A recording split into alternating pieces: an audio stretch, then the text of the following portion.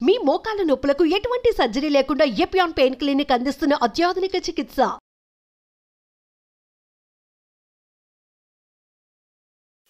నా ప్రసంగాలు వింటూ చాలా కామెంట్స్ రాస్తూ ఉంటారు. ఒకచోట ఒక అబ్బాయి నాకు జస్ట్ 23 year old అబ్బాయి ఒక చిన్న క్లిప్ పెట్టాడు నా నెంబర్కి. బెంగళూరులో 23 year old బాయ్స్ 2.5 లక్షల రూపాయలు అదేదో మోటార్ సైకిల్ కొనుక్కున్నారట. బుర్రని తిరుగుతున్నారు. సార్ చెప్పినట్టు హెల్మెట్ పెట్టుకోకుండా యాక్సిడెంట్ పాలయ్యారు. ఇద్దరికి తల క్రియేట్ అయింది. స్పాట్, చనిపోలేదు, హాస్పిటల్లో కోమాలో ఉన్నారు. ఆ హాస్పిటల్లో ఇలా యాక్సిడెంట్ అయ్యి కోమాకు వెళ్ళిన వాళ్ళు ఇప్పటికి 1000 మంది అడ్మిట్ అయితే ఒక్కరు బయటికి రాలేదు. అందరూ పైకి వెళ్ళిపోయారు. 3 రోజులు 4 రోజులు 5 రోజులు ఐసీలో ఉన్న తర్వాత.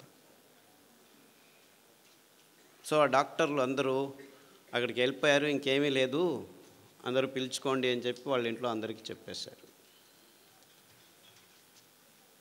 3 రోజుల తర్వాత ఒక అబ్బాయి చనిపోయాడు. ఇంకా 3 రోజుల తర్వాత ఇంకో అబ్బాయి ఇంకా చనిపోలేదని డాక్టర్లు అందరూ వెయిట్ చేస్తుంటే 6వ రోజు రాత్రి ఠక్కని లేచి కూర్చున్నాడు. ఇంకా 6 వారాల్లో బాగా అయిపోయాడు, నడుస్తున్నాడు. సో ఈ డాక్టర్లందరికీ అనుమానం వచ్చింది, ఏం జరిగింది, ఇంతమంది చనిపోయారు సార్ మీకు చెప్తారు. ఆయన చెప్పాడు కదా, ఆరోగ్యం ఉన్నా యాక్సిడెంట్లో చనిపోతారు మీరు, జాగ్రత్త అని. ఇది జరిగిన విషయం. ఎలా బయటపడ్డాడు వీడు, 1000 మంది చనిపోయారు, ఇంత కోమాలో ఉన్నవాడు మళ్ళీ వెనక్కి వచ్చాడని వాళ్ళు అదే పనిగా పని కట్టుకొని ఎంక్వైరీ చేశారు. వాళ్ళ ఇంటికి వెళ్ళారు. వాళ్ళ అమ్మ నాన్నని అడిగితే, మా అబ్బాయి యూట్యూబ్లో డాక్టర్ ఖాదర్ ప్రసంగాలు విని గత 2 సంవత్సరాలుగా సిరిధాన్యాలను మాత్రమే భోంచేస్తున్నాడు.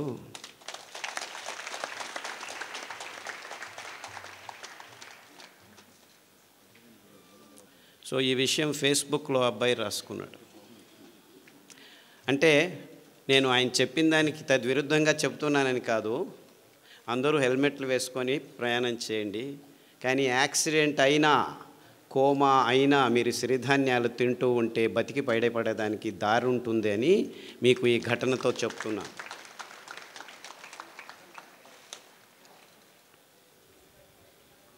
నేను గుంటకల్లోనే చదివాను.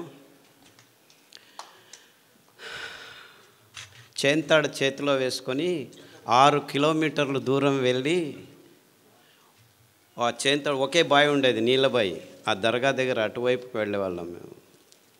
6 కిలోమీటర్లు నడిచి పొద్దున్నే 5 గంటలకు లేచి, నేను మా అక్క బుచ్చక్క అనే పేరు ఇద్దరం 6 కిలోమీటర్లు నడిస్తే వెళ్తే చేంతాడు. నేను చిన్న పిల్లోడిని, ఇంతలాగా ఉండేవాడిని, చాలా వెరీ స్మాల్ షార్ట్ ఫెలో, ఇప్పటికూ పొట్టివాడిని. ఆ చేంతాడు ఎత్తుకొని పోయేదానికే 6 కిలోమీటర్ పోయేవాడికి కింద పడిపోయేవాళ్ళం. ఆ చేంతాడు ఎంత బరువు ఉండేది, ఎందుకంటే చేంతాడు 10 అడుగులు 15 అడుగులు కాదు, 30 అడుగులు పోవాలా లోపలికి నీళ్ళు రాయిలంటే. సో ఇద్దరం కష్టపడి 2 బిందెలు తీసుకుని వచ్చాము, చేంతాడు ఇక్కడ వేసుకొని. నీళ్ళు తాగాలంటే అంత కష్టపడాలి. సో గుంతకలు వాళ్లకు నీళ్ళ అభావం గురించి ఎవరు ఏమీ చెప్పాల్సిన అవసరం లేదు. కానీ తమాషా ఏమిటంటే, ఇంకా మొత్తం ప్రపంచమంతా ఇంకా 6 నుంచి 10 సంవత్సరాల్లో నీళ్లు లేకుండా ఉండేది. తాగేదానికి నీళ్లు కూడా దొరకని పరిస్థితిని మనం ఎదుర్కోబోతున్నాం. అంతేకాదు, ఈ ఎలక్ట్రిసిటీ కూడా ఉండదు మీకు ఇంకొక 15-20 సంవత్సరాల్లో. బొగ్గు అయిపోతుంది, ఇంధనాలన్నీ అయిపోతున్నాయి, నీళ్లు లేకుండా ఉంటాయి. ఇప్పుడు మీరందరూ హ్యాపీగా వరి బియ్యము, గోధుమలు, చక్కెర, మాంసము, కోడిగుడ్లు తింటూ ఉన్నారు. ఇది తింటూ మీకు ఆరోగ్యం వచ్చింది అనుకున్నాం, అందరూ బాగానే ఉన్నారు అనుకుందాం, రోగాలు లేవు అనుకుందాం, ఎవరికి బీపీ లేదు, ఎవరికి డయాబెటీస్ లేదు, ఎవరికి క్యాన్సర్ లేదు, ఎవరికి HIV లేదు, ఏమీ లేదు, అందరం బాగున్నాం. వరి బియ్యం చాలా మంచిది, తింటే ఏమీ రోగాలు రావు, ఇంకా ఆరోగ్యంగా ఉంటుంది అని కూడా అనుకుందాం. గోధుమలు తింటే చాలా అద్భుతంగా ఉన్నాము అనుకున్నాం. అఫ్కోర్స్ మనమందరము వెంట్రుకలకు పెయింట్లు చేసుకొని యంగ్ పీపుల్ అనుకొని తిరుగుతూ ఉంటున్నాము. అది వేరే విషయం, రోగాల గురించి తర్వాత చెప్తాను. అంటే మనం తింటున్న పదార్థాలన్నీ మంచివే, ఆరోగ్యంగానే ఉన్నామని అనుకున్నా ఈ రెండు కారణాలకి మనం వరి బియ్యం తినటం ఆపు చేయాలి, గోధుమలు తినటం ఆపు చేయాలి, చక్కెర తినటం ఆపు చేయాలి, కోడిగుడ్లు తినటం ఆపు చేయాలి, అన్నీ తినటం ఆపు చేయాలి. ఎందుకంటే నీళ్లు లేవు. ఇంకా 15 సంవత్సరాల్లో వరి బియ్యం పెంచుకునేదానికి నీళ్లు ఉండవు, కోడిగుడ్లు తయారు చేసుకునేదానికి నీళ్లు ఉండవు, చక్కెర పెంచేదానికి, చెరుకు పెంచేదానికి నీళ్లు ఉండవు, ఏమీ ఉండవు. 4 వానలు వస్తే చివరకు పెరిగేది ఈ సిరిధాన్యాలే. అంటే వీళ్ళందరూ చెప్తున్నారు రుచిగా చేయండి, ఇది చేయండి, అది చేయండి. అవంతా ఏమీ అవసరం లేదు. ఇంకో 10 సంవత్సరాలు మీరు అందరూ కళ్ళు మూసుకొని నీళ్లు లేని పరిస్థితిని ఆలోచించుకోండి. ఆఫ్కోర్స్ నా దురదృష్టం, గొంతుకొల్లలో వచ్చి నీళ్లు లేని పరిస్థితిని ఆలోచించండి అని చెప్తే వీడు పిచ్చోడు మాకు చెప్తున్నాడు అనుకుంటారు. నేను అనుభవించాను. కానీ ప్రపంచమంతా ఇదే స్థితికి రాబోతుంది ఇంకో 10-15 సంవత్సరాల్లో. ఈ డ్యాములు కట్టినారు, ఏమీ లాభం లేదు. డ్యాముల్లో నీళ్లు ఉంటాయి కదా మీరు ఎత్తిపోసేది. ఆ నీళ్లు లేని పరిస్థితుల్లో మొత్తం ప్రపంచమంతా హాహాకారాలతో, ఆకలి మంటలతో భయానక స్థితిని ఒక్కసారి కళ్ళు మూసుకొని ఊహించండి. ఆ స్థితి నుంచి దూరం కావాలంటే మనం 20 సంవత్సరాల ముందే ఎంత మంచివైనా, గోధుమలు మంచివే అని చెప్తున్నాను, చక్కెర మంచిదే అని చెప్తున్నాను, ఏమి రోగాలు రావట్లేదని చెప్తున్నాను, ఇదంతా ఇమాజినరీ కండిషను. అఫ్కోర్స్ ఇప్పుడు ఉన్నది అన్ని రోగాలే అనేది ఇంకొక 5 నిమిషాల్లో మాట్లాడతాను. కానీ సిరిధాన్యాల మహత్వము జస్ట్ మీ ఆరోగ్యానికి కోసం కాదు, మీ పిల్లల ఆరోగ్యం కోసం కాదు, ప్రకృతి కోసం కాదు. ప్రకృతిని మీరు రక్షించాల్సిన అవసరం లేదు. ఇవన్నీ కారణాలు కాదు, కానీ ఇవన్నీ ముఖ్యమైన నిజమైన ప్రాక్టికల్ కారణాల కోసం సిరిధాన్యాలను తినమండి అని చెప్తూ వస్తున్నాను ఇంతవరకు. కానీ ఇప్పటి నుంచి నేను ఇవన్నీ కారణాలే కాదు, ఇంకా 10-15 సంవత్సరాల్లో మొత్తం మానవ కులమంతా ఆకలితో హాహాకారాలు బొబ్బేలు పోతుంటే మిమ్మల్ని ఆ భయంకరమైన క్రైసిస్ నుంచి బయటకు పడాలంటే బయటపడేదానికి పనికి వచ్చేది సిరిధాన్యాలు మాత్రమే. ఆ ఒక్క కారణానికే, అంటే మానవ కులం ముందు రానున్న ఈ భయంకరమైన క్రైసిస్ నుంచి బయటపడాలంటే మొత్తం ప్రపంచమంతా పిల్లలు, పెద్దలు అందరూ ఏ దారి లేదు, ఏ గతి లేదు, ఉండేది ఒకే దారి, అది సిరిధాన్యాలు తినే ఒకే ఒక్క దారి.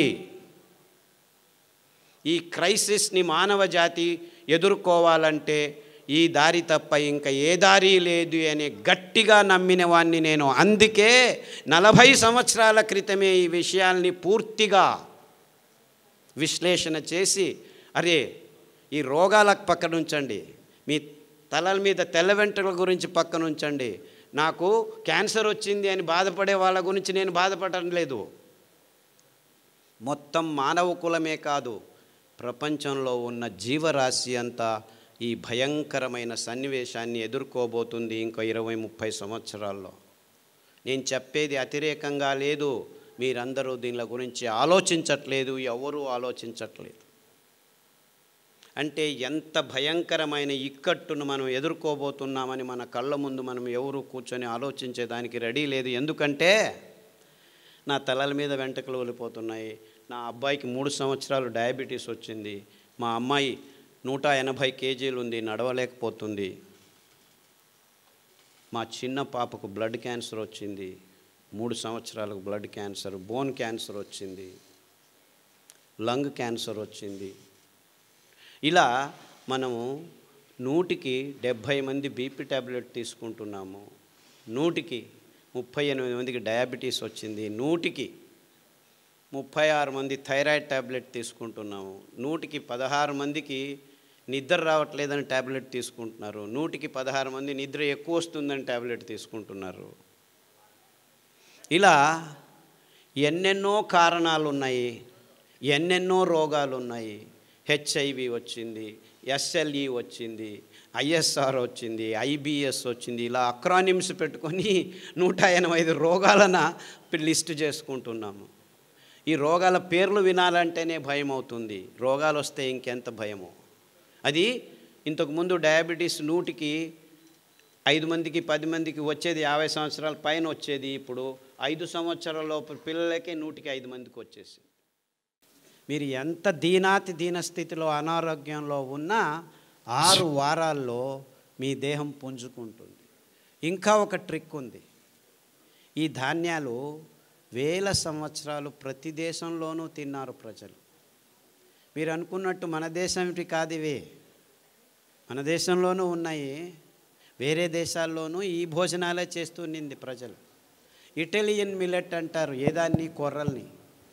అండు కొర్రల్ని అమెరికన్ మిల్లెట్ అంటారు.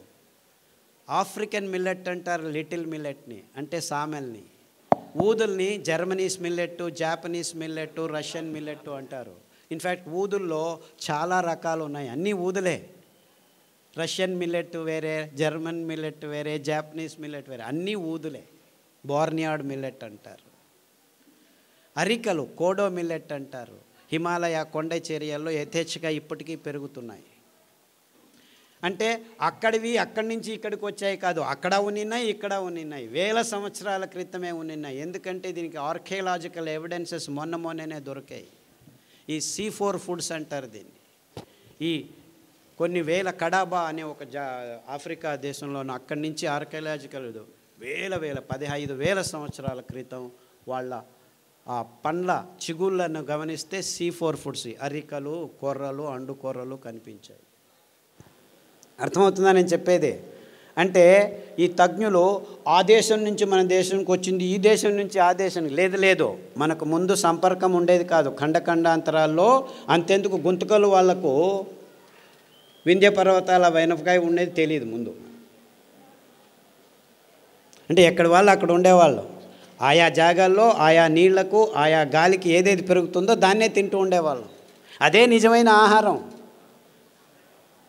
అలాంటి అద్భుతమైన ఆహార పద్ధతిని అంతా నాశనం చేసుకొని ప్రపంచమంతా బియ్యం గోధుమలు తింటున్నారు. అదే అవైజ్ఞానికమని ఎవరికీ అర్థం కావట్లేదు. ఎందుకు వచ్చింది? ఈ కంపెనీల హితాశక్తి కోసం అందరూ కాఫీలు, టీలు, బియ్యము, గోధుమలు, పాలు, చక్కెర తింటున్నామని ఎవరికి అర్థం కావట్లేదు.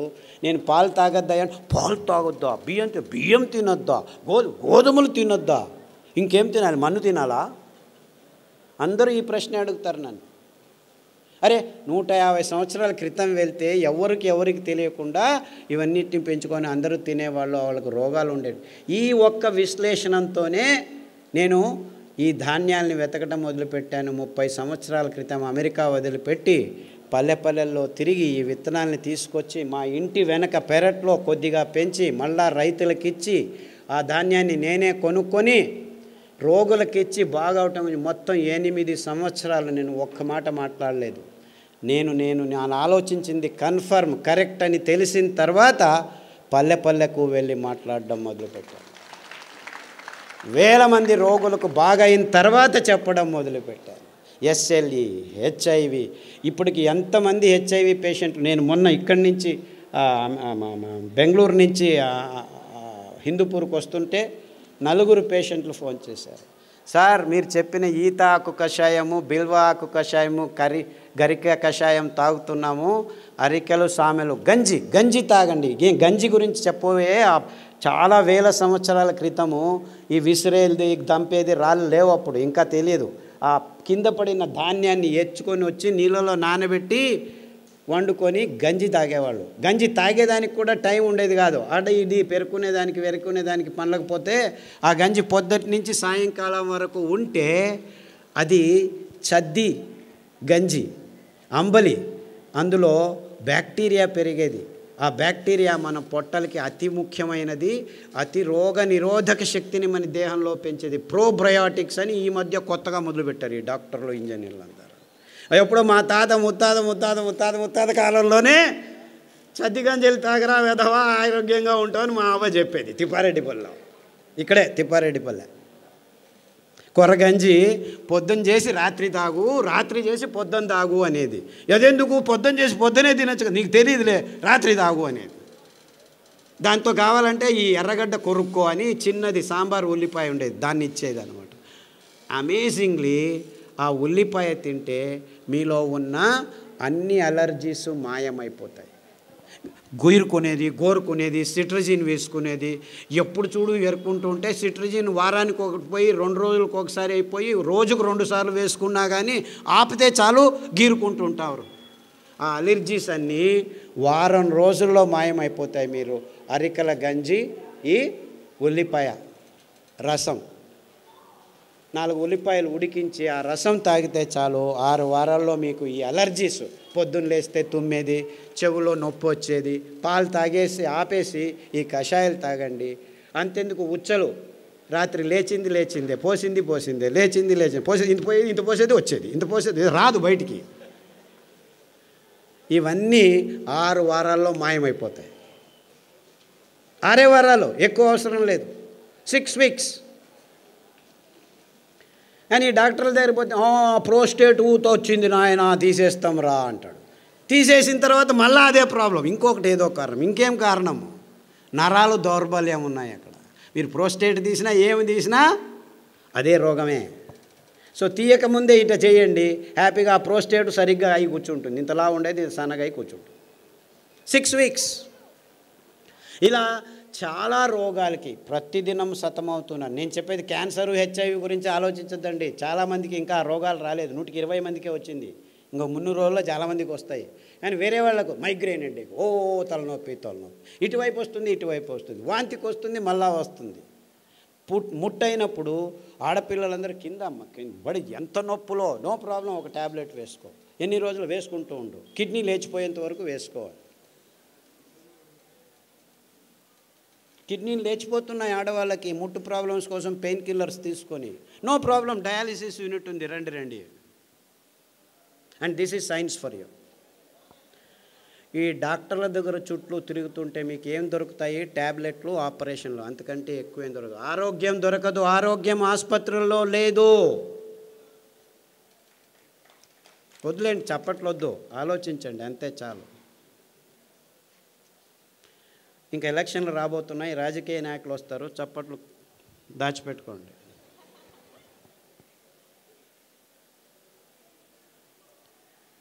ఎక్కడుంది ఆరోగ్యం?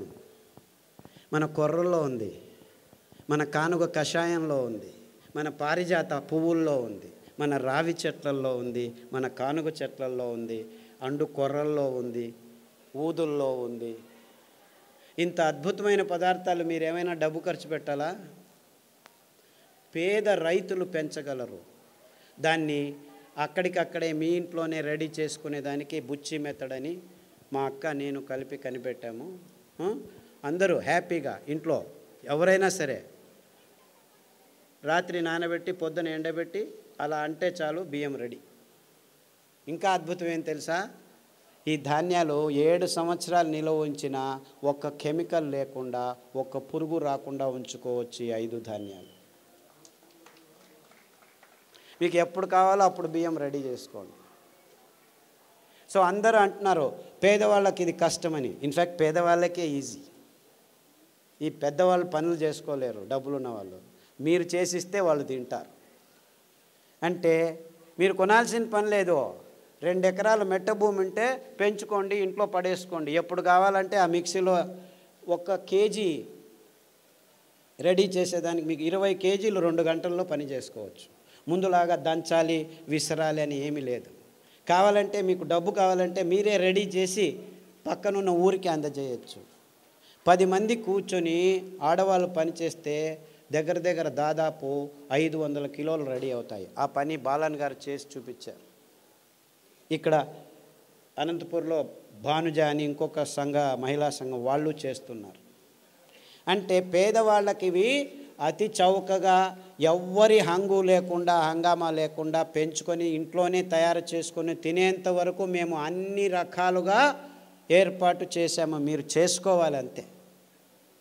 అంటే పేదవాళ్ళకి ఏమీ ఇబ్బంది లేదు. ఇంకా కొనుక్కునే వాళ్ళకే 100 రూపాయలు ఆ కేజీ, 150. యాక్చువల్లీ రైతులకు మీరు 10 రూపాయలు, 11 రూపాయలు మధ్యవర్తులు తింటున్నారు మధ్యలో. అయినా కానీ 100 రూపాయలు ఇచ్చి కొన్న 1 కేజీ 10 మంది తినచ్చు మీరు. ఎందుకు?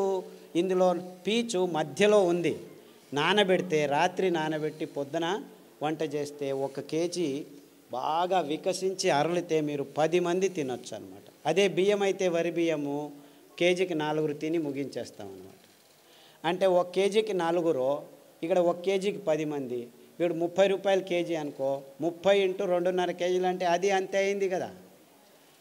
ఆ బియ్యం తిన్న తర్వాత మీరు ఎక్కడికి పోతున్నారు? ఆసుపత్రిలో చుట్టూ తిరుగుతున్నారు. ఈ బియ్యం తింటే మీరు రైతుల దగ్గరికి వెళ్ళచ్చు. అంటే నిజంగా మీరు ఎవరి చుట్టూ తిరగాలి? ఆరోగ్యం కావాలంటే ఎవరి దగ్గరికి వెళ్ళాలి మీరు? ఇన్ఫ్యాక్ట్ నిజంగా మనకు ఆరోగ్యం కావాలంటే ఆ రైతుల వైపు మన ముఖం చూపించాలి, వాళ్ళను గౌరవించాలి. వాళ్ళు పెంచే ధాన్యానికి విలువ ఇచ్చి భక్తితో తీసుకుంటే వాళ్ళు బాగుపడతారు, మనము బాగుపడతాం. అర్థమవుతుందా?